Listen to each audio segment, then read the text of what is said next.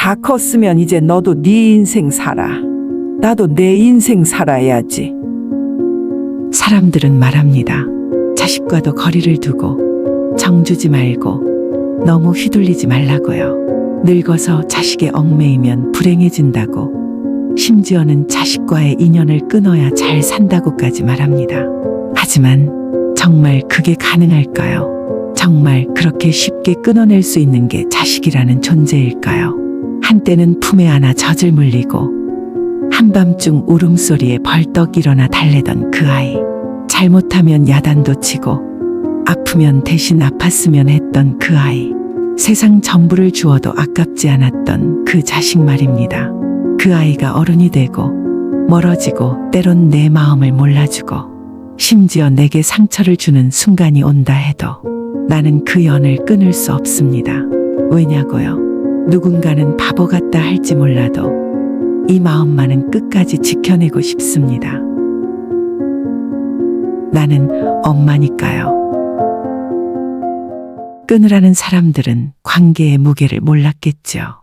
부모의 마음은 계산으로 재는 게 아닙니다. 끊으라는 말 참 쉽게들 하더군요.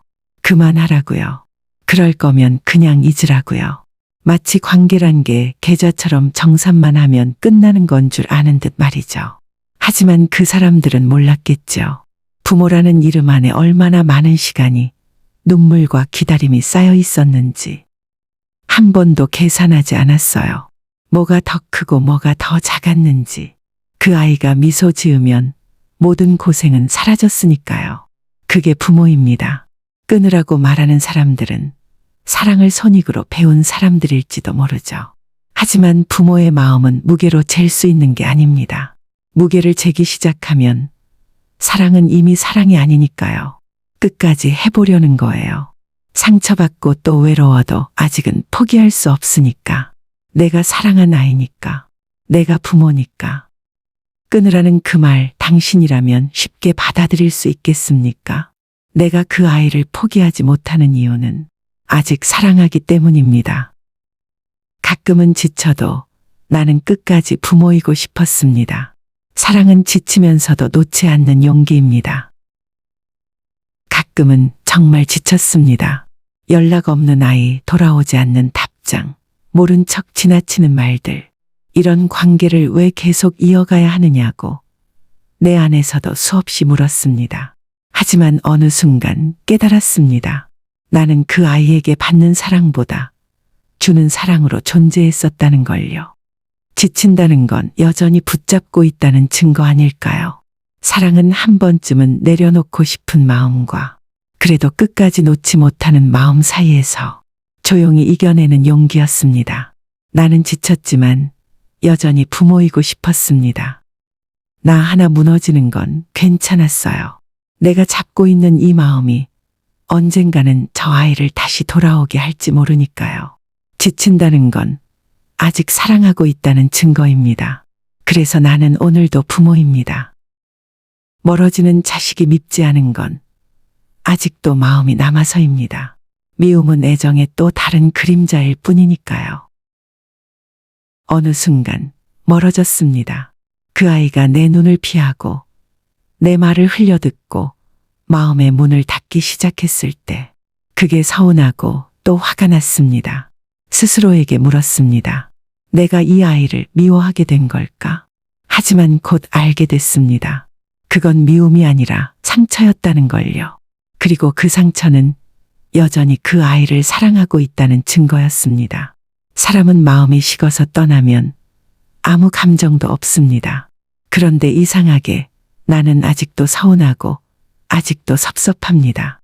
그건 내 마음 어딘가에 여전히 그 아이가 살고 있다는 뜻이겠죠. 그래서 밉지 않았습니다. 멀어진 그 아이가 야속해도 원망보다는 그리움이 먼저 밀려왔습니다. 아직 마음이 남아있다는 건 아직 기다릴 수 있다는 말이니까요.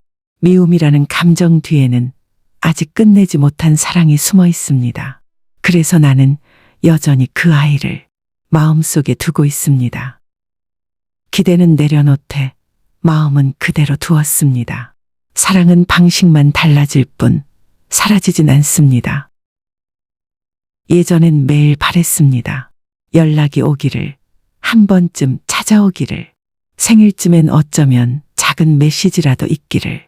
하지만 이제는 기대를 내려놓았습니다. 더 이상 초조하지 않고 달력에 표시도 하지 않습니다. 기다림을 멈춘 게 아니라 방식을 바꿨을 뿐입니다. 이제는 바라지 않아도 마음은 여전히 그 자리에 있습니다. 밥을 지을 때면 그 아이 좋아하던 반찬 하나쯤은 여전히 올리고, 잠시 나갔다 오면 혹시라도 다녀간 흔적이 있을까 문 앞을 한 번 더 보게 됩니다. 사랑은 사라지지 않습니다. 다만 드러나는 방법이 달라질 뿐. 말이 줄고 기대가 줄고 표현이 줄어도 마음만은 단 한 번도 줄어든 적이 없었습니다. 기대를 접은 자리에 여전히 남아있는 마음이 있습니다. 그게 부모의 사랑입니다. 그 아이는 연락이 없었지만 나는 여전히 그 아이의 안부를 먼저 물었습니다. 부모란 기다림으로 존재를 증명하는 사람입니다. 오늘도 연락은 없었습니다. 어쩌면 어제도 그저 늘 그랬던 하루일 뿐이죠. 하지만 이상하게도 문득문득 그 아이가 떠오릅니다. 오늘은 잘 잤을까? 밥은 챙겨 먹었을까? 감기는 안 걸렸나? 그 아이는 내 생각을 잊었을지 몰라도 나는 매일 안부를 떠올립니다. 안부란 게 꼭 전화로만 전해지는 건 아니더라고요. 나는 말 없이 묻습니다. 괜찮니? 잘 지내고 있니? 그리고 그 물음은 돌아오지 않아도 괜찮습니다. 그저 묻는 마음 그 자체로 나는 부모이니까요. 기다린다는 건요, 희망을 놓지 않았다는 뜻입니다. 그리고 부모는 말보다 기다림으로 존재를 증명하는 사람입니다. 기다린다는 말은 여전히 사랑하고 있다는 말의 또 다른 표현이니까요. 기다림은 대답을 요구하지 않습니다. 그저 묻는 마음 그 자체가 사랑입니다. 끊지 않아도 됩니다. 덜 기대하면 됩니다. 실망보다 무서운 건 사랑을 끊는 마음입니다. 끊으라고들 하죠. 그렇게 마음 아프면 그냥 접으라고, 이젠 좀 놓으라고. 그게 그렇게 간단한가요? 사람들은 실망하지 않으려면 기대하지 말라고 합니다. 그래서 저도 조금 배웠어요. 기대를 줄이는 법을. 하지만 마음을 끊는 건 또 다른 이야기입니다. 사랑을 멈추는 일은 단지 기대를 줄이는 것과는 전혀 다르니까요. 실망은 익숙해졌지만 사랑을 끊는 일만큼은 끝내 익숙해지지 않더군요. 왜냐하면 끊는 순간 나는 더 이상 그 아이의 부모가 아니게 되니까요. 그래서 끊지 않기로 했습니다. 기대는 덜 하되 마음만큼은 지키기로. 그게 나를 덜 아프게 하는 방법이자 그 아이와 나를 완전히 잃지 않는 마지막 선이니까요. 사랑은 줄일 수 있어도 지울 수는 없습니다. 나는 여전히 그 아이를 사랑하고 있습니다. 나는 부모이기를 포기하지 않았습니다. 거절당해도 가만히 바라봐주는 것이 부모의 방식입니다. 많이 밀어냈습니다. 내가 해준 말을 무시하고 내 손길을 거절하고 심지어 내 존재까지 외면한 것 같은 순간들. 그럴 때마다 나도 문을 닫고 싶었습니다. 나도 마음을 접고 싶었어요. 하지만 그럼에도 불구하고 나는 부모이기를 포기하지 않았습니다. 사랑은 꼭 다가가는 것만으로 이루어지진 않더군요. 때로는 그냥 바라보는 것만으로도 사랑일 수 있었습니다. 거절당해도 외면당해도 그 아이의 뒷모습을 지켜보는 마음. 그게 나의 방식이었습니다. 말을 아껴야 할 때가 있더군요. 어떤 사랑은 멀리서 조용히 보내는 것밖에 할 수 없는 사랑도 있으니까요. 그게 슬프지만 또 너무도 자연스러운 부모의 자리였습니다. 부모는 다가가지 못할 때조차 사랑할 줄 아는 사람입니다. 그래서 나는 오늘도 그 아이를 멀리서 바라보고 있습니다. 말을 아껴야 할 땐 침묵도 사랑이 됩니다. 다 안다 말하는 순간 마음은 멀어질 수 있으니까요. 예전에는 뭐든 다 알려주고 싶었습니다. 그 아이가 어떤 결정을 할지, 어떤 길로 갈지, 조금만 어긋나 보여도 참견하고 걱정하고 말을 아끼지 않았죠. 그런데 어느 날 알게 됐습니다. 사랑은 모든 걸 말하는 게 아니라 때론 조용히 물러나는 거라는 걸요. 다 안다고 말하는 순간 마음은 멀어질 수 있더군요. 그래서 이제는 침묵을 배우기로 했습니다. 질문 대신 기다림을, 설명 대신 신뢰를, 그리고 말 대신 온기를 건네기로 했습니다. 말하지 않아도 전해지는 마음이 있더군요. 그 아이가 문득 나를 바라볼 때 나는 말없이 눈빛으로 말합니다. 괜찮아. 다 내 방식대로 살아도 돼. 나는 그냥 여기 있을게. 모든 사랑이 말로 전해지는 건 아닙니다. 침묵 속에서도 사랑은 흐릅니다. 부모도 상처받지만 그래도 품기로 했습니다. 그 품은 어느 날 그 아이가 돌아올 것이니까요. 그 아이는 모를 겁니다. 부모도 상처받는다는 거려. 무심한 한마디, 거절당한 손길, 차가운 침묵, 그 작은 순간들이 가슴을 얼마나 오래 찌르는지. 하지만 저는 미워하지 않기로 했습니다. 상처받았지만 그 마음까지 전하고 싶지 않았습니다.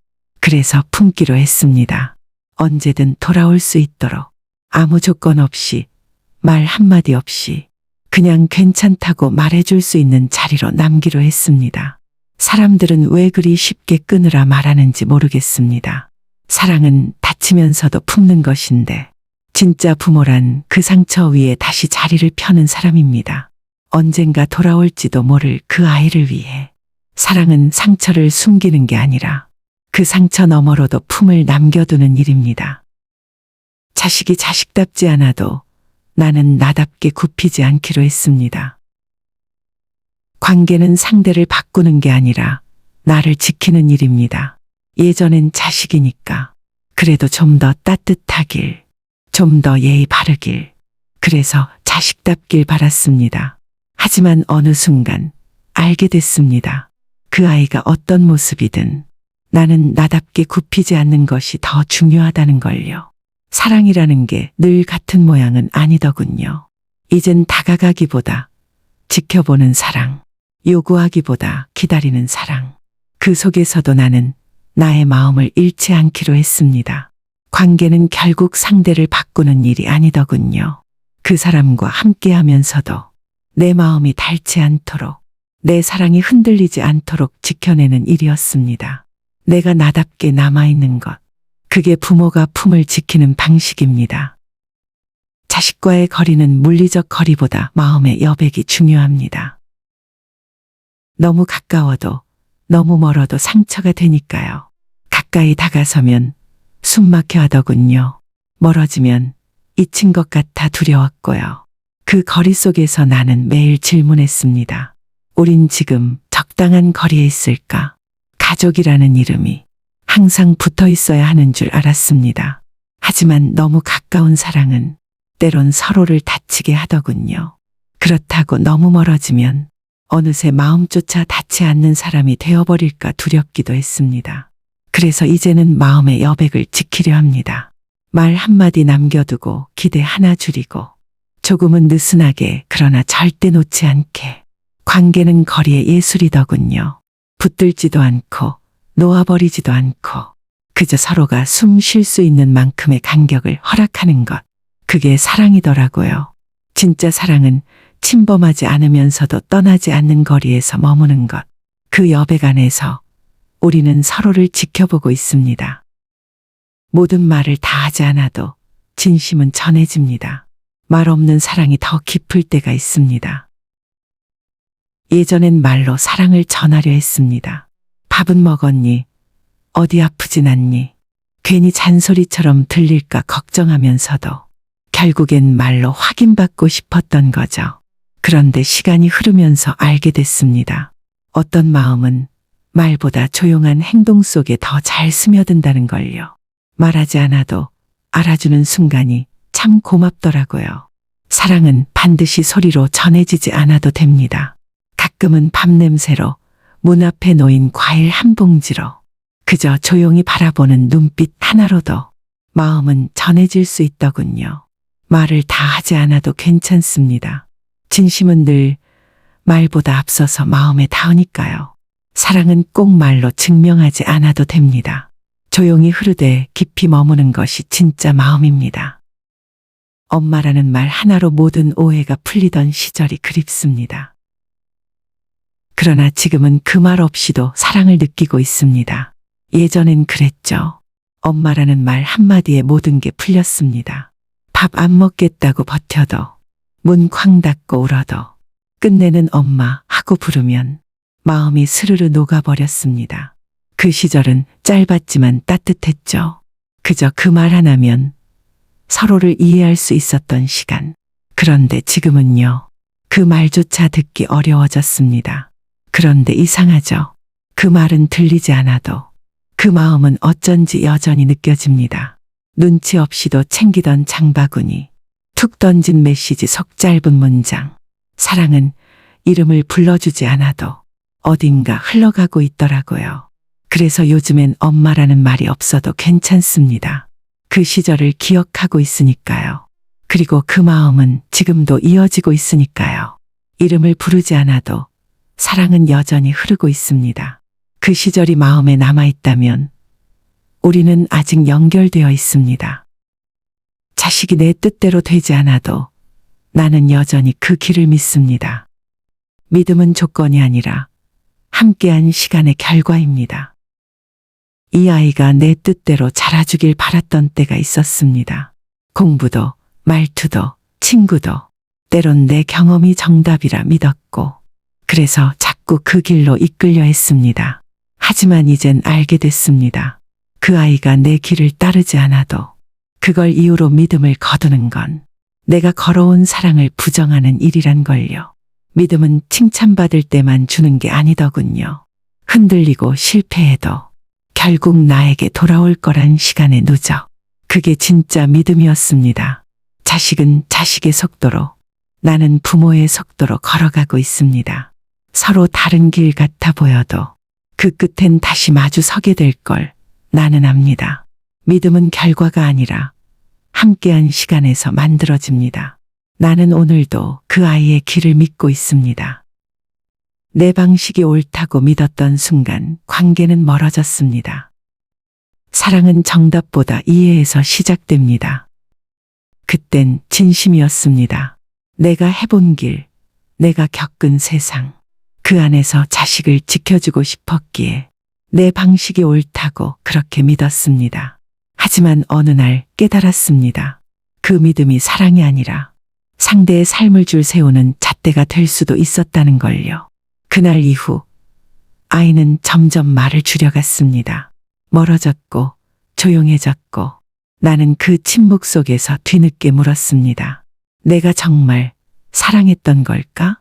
아니면 옳고 그름을 강요했던 걸까? 사랑은 정답이 아니더군요. 더 잘 살게 하려는 조언보다 그저 있는 그대로 들어주는 일이 더 많은 것을 지켜준다는 걸 이제서야 알게 됐습니다.